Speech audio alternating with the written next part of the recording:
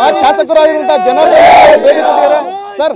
ಬೆಳ್ಳಂಬೆಳಗ್ಗೆ ಕೂಡ ಈ ಒಂದು ಸ್ಥಳಕ್ಕೆ ಬಂದ್ರಿ, ಈಗ ಭೇಟಿ ಕೊಟ್ಟಿದ್ದೀರಾ, ಏನು ಅನ್ನಿಸ್ತು ಸರ್? ಮೊದಲನೇದಾಗಿ ನಿಜವಾಗ್ಲೂ ಕೂಡ ನಾನಿವತ್ತು ಗ್ರಾಮದಲ್ಲಿರುವಂಥ ಯುವಕರು ಎಲ್ಲರೂ ಕೂಡ ಇವತ್ತು ನನ್ನ ಜೊತೆಯಲ್ಲಿ ಮಾತಾಡಿದ್ದಾರೆ. ಕಳೆದ 30 ವರ್ಷಗಳಿಂದ ಕೂಡ 30 ವರ್ಷಕ್ಕೂ ಹೆಚ್ಚು ಕಾಲದಿಂದ ಇಲ್ಲಿ ಹನುಮದ್ ಧ್ವಜ ಅವರೇನು ಹಾರಿಸ್ತಾ ಇದ್ರು.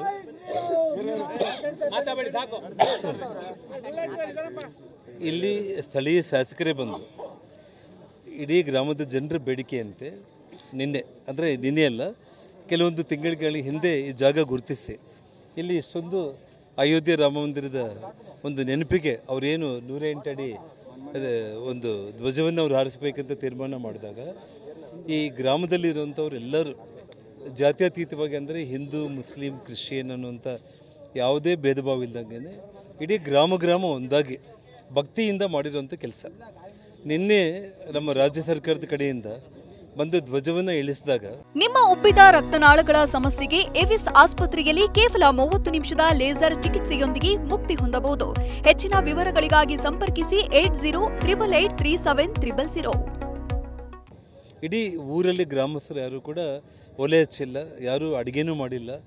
ಎಲ್ಲರೂ ಕೂಡ ಜಾತ್ಯತೀತವಾಗಿ ಹಿಂದೂ ಧರ್ಮದ ಪರವಾಗಿ ಗ್ರಾಮಸ್ಥರು ಎಲ್ಲರೂ ಕೂಡ ಒಟ್ಟಾಗಿ ಒಂದಾಗಿ ಈ ಗ್ರಾಮದಲ್ಲಿ ವಾಲಂಟ್ರಿಯಾಗಿ ಅವ್ರಿಗೆ ಎಷ್ಟು ನಿನ್ನೆ ದುಃಖ ಆಗಿದೆ ಅಂತಂದರೆ ಇಡೀ ಗ್ರಾಮನೇ ದುಃಖದಲ್ಲಿ ಮುಳುಗೋಗಿದೆ ಅಂತ ಹೇಳ್ತಾ ಇದ್ದಾರೆ.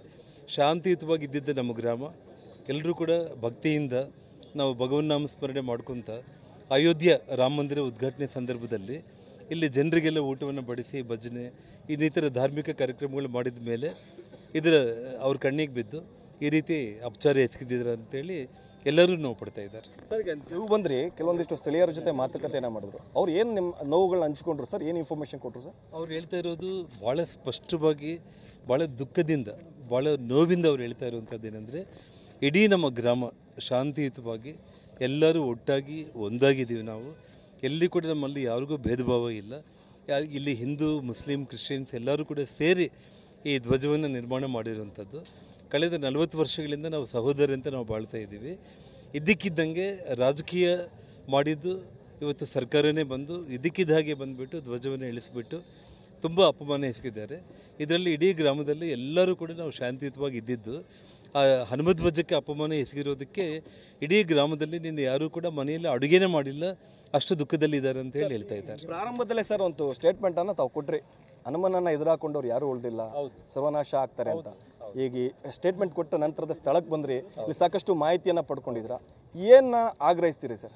ನೋಡಿ, ನನಗೆ ಅನಿಸೋದೇನಂತಂದರೆ, ಅಲ್ಲಿ ಮರ್ಯಾದಾ ಪುರುಷೋತ್ತಮ ಶ್ರೀರಾಮಚಂದ್ರರ ಅಯೋಧ್ಯೆ ರಾಮ ಮಂದಿರ ಉದ್ಘಾಟನೆ ಆದಮೇಲೆ ಇಂಥ ಒಂದು ಕೆಟ್ಟ ಬುದ್ಧಿ ನಮ್ಮ ಕರ್ನಾಟಕ ರಾಜ್ಯದಲ್ಲಿ, ಕನ್ನಡ ನಾಡಲ್ಲೇ ಹುಟ್ಟಿರುವಂಥ ಹನುಮನಿಗೆ ಅಪಮಾನ ಎಸಗಬೇಕು ಅನ್ನುವಂಥ ಒಂದು ವಿಪರೀತ ಬುದ್ಧಿ ಯಾಕೆ ಈ ಸರ್ಕಾರಕ್ಕೆ, ಈ ಕಾಂಗ್ರೆಸ್ ಪಕ್ಷಕ್ಕೆ ಬಂತೋ ನನಗಂತೂ ಅರ್ಥ ಆಗ್ತಾ ಇಲ್ಲ. ಹಾಗಾಗಿ ಇವತ್ತು ಏನು ನಾನು ತಮಗೆ ಈಗಾಗಲೇ ಹೇಳಿದ್ದೀನಿ, ನಾನು ಹನುಮಂತನ ಬಾಲಕ್ಕೆ ಬೆಂಕಿ ಹಚ್ಚಿ ರಾವಣಾಸುರ ಇಡೀ ತನ್ನ ಲಂಕೆಯನ್ನು ದಹನ ಮಾಡಿಕೊಂಡಿರುವಂಥ ರೀತಿಯಲ್ಲಿ ಹನುಮದ್ ಧ್ವಜಕ್ಕೆ ಕೆರಗೋಡು ಗ್ರಾಮದಲ್ಲಿ ಇವತ್ತು ಕೈ ಹಾಕಿರುವಂಥ ಒಂದು ಕಾಂಗ್ರೆಸ್ ಪಕ್ಷ ಅವರ ಕೆಂಗಣ್ಣಿಗೂ ಗುರಿಯಾಗಿ ಇವತ್ತು ರಾಜ್ಯ ಮತ್ತು ರಾಷ್ಟ್ರ ಮಟ್ಟದಲ್ಲಿ ಅವರಿಗೆ ತುಂಬ ಕೆಟ್ಟದಾಗುತ್ತೆ. ಹಾಗಾಗಿ ಸನ್ಮಾನ್ಯ ಮುಖ್ಯಮಂತ್ರಿಗಳು ಸ್ವತಃ ಈ ಗ್ರಾಮಕ್ಕೆ ಅವರು ಆಗಮಿಸಿ ಹನುಮದ್ ಧ್ವಜವನ್ನು ಅವರ ಕೈಯಿಂದಲೇ ಇಲ್ಲಿ ಹಾರಿಸೋದ್ರ ಮೂಲಕ ಇಡೀ ನಾಡಿಗೆ ಮತ್ತು ದೇಶಕ್ಕೆ ಒಳ್ಳೆಯ ಸಂದೇಶವನ್ನು ಕಳಿಸಿ ಅವರು ಮತ್ತು ಅವ್ರ ಪಕ್ಷ, ಅವರ ಸರ್ಕಾರ ಸುಭದ್ರವಾಗಿರುವಂಥ ಒಂದು ಪ್ರಯತ್ನ ಮತ್ತು ಹನುಮಂತನ ಆಶೀರ್ವಾದ ಪಡೆಯುವಂಥ ಒಂದು ಪ್ರಾಮಾಣಿಕ ಪ್ರಯತ್ನ ಮುಖ್ಯಮಂತ್ರಿಗಳು ಮಾಡಬೇಕು. ಸರ್, ಈಗ ಬಿಜೆಪಿ, JDS ಮತ್ತು ಹಿಂದೂಪರ ಸಂಘಟನೆ ಕಾರ್ಯಕರ್ತರು ಪಾದಯಾತ್ರೆ ಮಾಡ್ತೀರಾ, ಈಗ ಇಲ್ಲಿಂದ ಹೊರಟ್ಯಾರ, ತಾವೇನೋ ಪಾದಯಾತ್ರೆಯಲ್ಲಿ ಪಾಲ್ಗೊಳ್ತೀರಾ ಅಥವಾ ಏನು ಸರ್? ನಾನು ಇಲ್ಲಿಗೆ ಬಂದಿರೋದು, ನಾನು ಇಡೀ ಗ್ರಾಮ, ಯಾಕೆಂದರೆ ನಾನು ಗಂಗಾವತಿ ಶಾಸಕನಾಗಿ, ಹನುಮನು ಹುಟ್ಟಿರುವಂಥ ಒಂದು ಕಿಷ್ಕಿಂಧ ನಗರಿ ಅಂಜನಾದ್ರಿ ಭಾಗದ ಶಾಸಕನಾಗಿ, ಹನುಮಂತನ ಜನ್ಮಸ್ಥಳದ ಒಂದು ಗಂಗಾವತಿ ಶಾಸಕನಾಗಿ ನಾನು ಇಲ್ಲಿಗೆ ಬಂದು ಕೆರಗೋಡು ಗ್ರಾಮದ ಜನರ ಮನೋಭಾವನೆಗಳನ್ನ ತಿಳ್ಕೊಳ್ಳೋದಕ್ಕೆ ನಾನು ಬಂದೆ. ಗ್ರಾಮಸ್ಥರೆಲ್ಲರೂ ಕೂಡ ತುಂಬ ನೋವಿನಿಂದ ಅವರೆಲ್ಲರೂ ಕೂಡ ಅವರ ವಿಚಾರಗಳನ್ನ ನನಗೆ ವ್ಯಕ್ತಪಡಿಸಿದ್ರು. ಅವ್ರಿಗೆ ಬೆಂಬಲವಾಗಿ ನಾನಿದ್ದು ರಾಜ್ಯ ಸರ್ಕಾರ ಮುಖ್ಯಮಂತ್ರಿಗಳು ಇಲ್ಲಿ ಬಂದು ಧ್ವಜ ಹಾರಿಸದೆ ಹೋದ ಪಕ್ಷದಲ್ಲಿ ಇಡೀ ಕರ್ನಾಟಕ ರಾಜ್ಯದಲ್ಲಿ ಗ್ರಾಮಕ್ಕೆ ಕೂಡ ನಾನು ಇಡೀ ಬರುವಂಥ ದಿನಗಳಲ್ಲಿ ಒಂದು ಕರೆಯನ್ನು ಕೊಡುವುದರ ಮೂಲಕ ಸ್ವತಃ ನಾನು ಮತ್ತು ನಮ್ಮ ಪಕ್ಷದ ಕಾರ್ಯಕರ್ತರು ಪ್ರತಿ ಗ್ರಾಮದಲ್ಲೂ ಕೂಡ ಹನುಮದ್ ಧ್ವಜವನ್ನು ಹಾರಿಸೋದ್ರ ಮೂಲಕ ಅವರಿಗೆ ತಕ್ಕ ಪಾಠವನ್ನು ನಾವು ಕಲಿಸ್ತೀವಿ. ಕಚೇರಿ ಮುತ್ತಿಗೆ ಆಗ್ತೀರಾ, ತಾವು ಹೋಗ್ತೀರಾ ಅಂತ?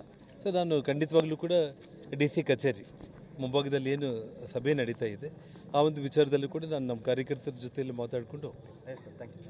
ಇದಿಷ್ಟು ಕೂಡ ಜನಾರ್ದನ್ ರೆಡ್ಡಿ ಅವರ ಮಾತು. ಕ್ಯಾಮ್ರಾ ಪರ್ಸನ್ ಗುರುರಾಜ್ ಜೊತೆ ಪ್ರಶಾಂತ್, TV9 ಮಂಡ್ಯ.